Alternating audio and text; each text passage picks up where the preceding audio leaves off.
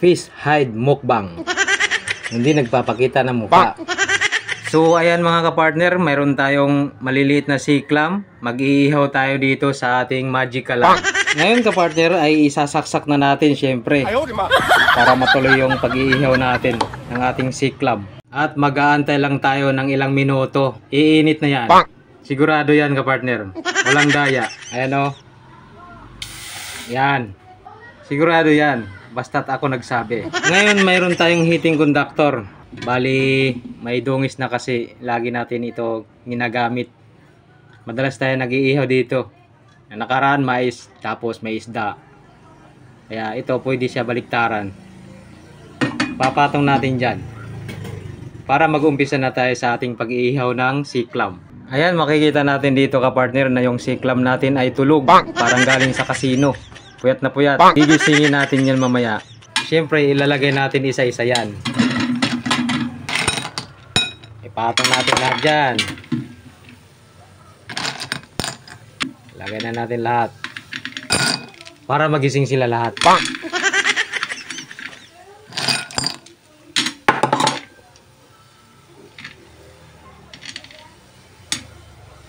Masarap yan kapartner.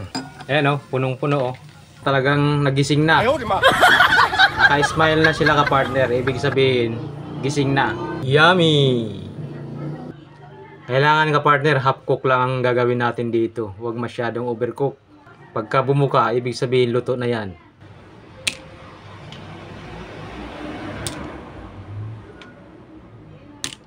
Wow! Tastes good! Ayun o. Napakasarap nito.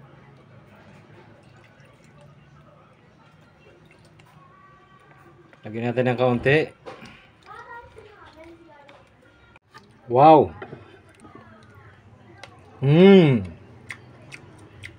Delicious!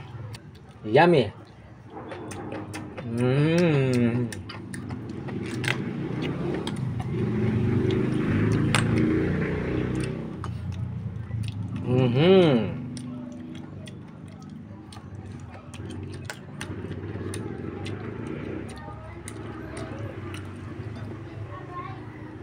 Wow!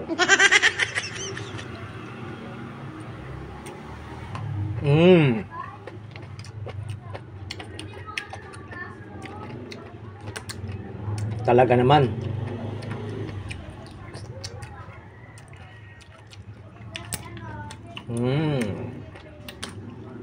Super yummy. Sariwang sariwa. Galing pa sa dagat. Tsaka malasahan mo yung manamis-tamis.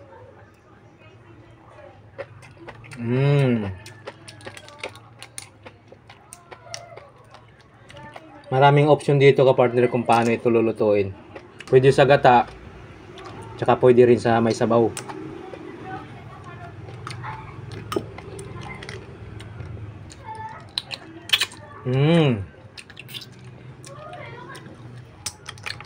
Harap.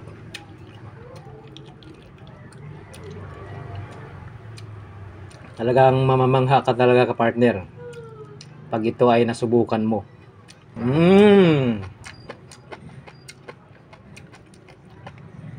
Yummy. Subo mo. Yummy. Wow na wow. Talagang very good na very good. Hindi natin papakita yung mukha natin.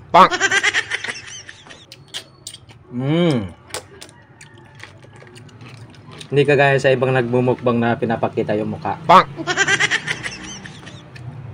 Ibang style natin mga kapartner.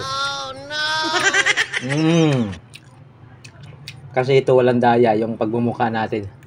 Yung iba pinapakita nila yung pagmumukbang nila para ibig sabihin, para sabihin masarap.